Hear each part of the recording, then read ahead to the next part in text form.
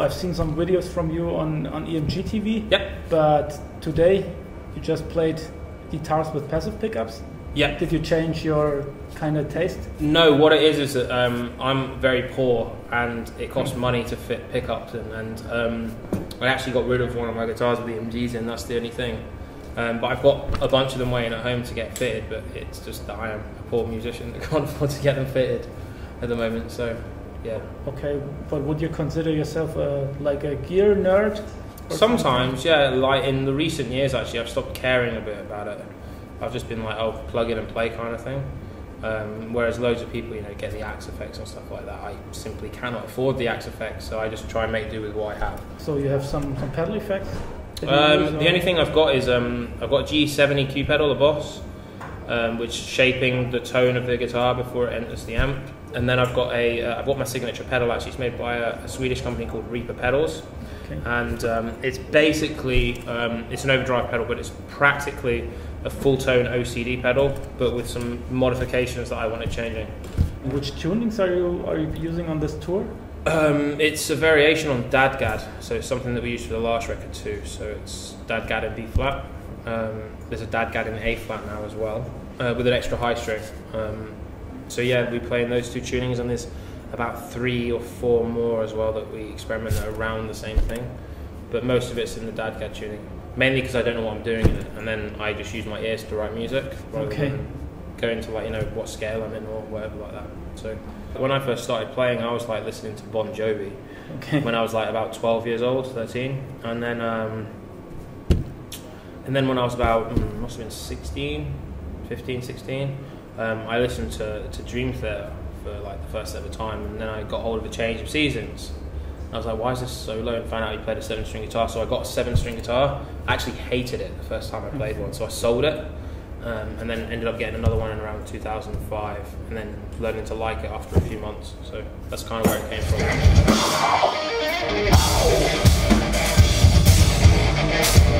Okay, would you say those are your early influences, like Musiker and Dream Theater and stuff like that? Musiker came a little bit later, but Dream Theater was definitely about when I was about 14.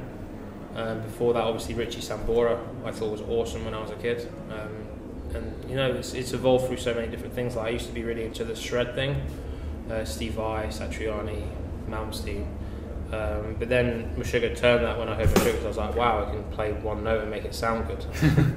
The biggest influence for the band is probably Michael Jackson. Okay.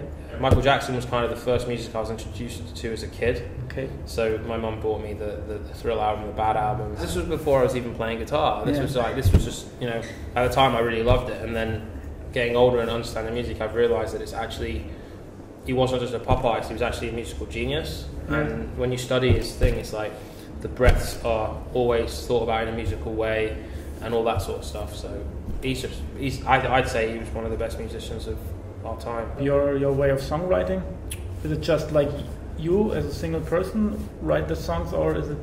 Mostly I will start the conception of the song with all the riffs. I'll bring Swanee in to sort of work out on structure. Sometimes Ollie will throw a couple of riffs into the mix, and sometimes Mike will change how the drums feel, so it completely changes the feel of the song. But most of the time the conception comes from me, and then I'll send it around and see what people think, and then they'll add their ideas to it. So do you try to combine, as you said, those one-string massive sounds of Musiker with the shred from the Dream Theater? I guess kind of. It sounds like that a little bit, doesn't it? I guess it's just that inspiration actually came from Pin from Sick.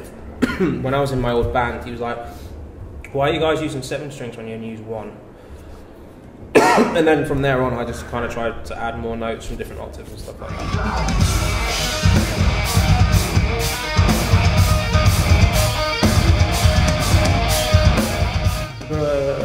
A very skilled guitar player.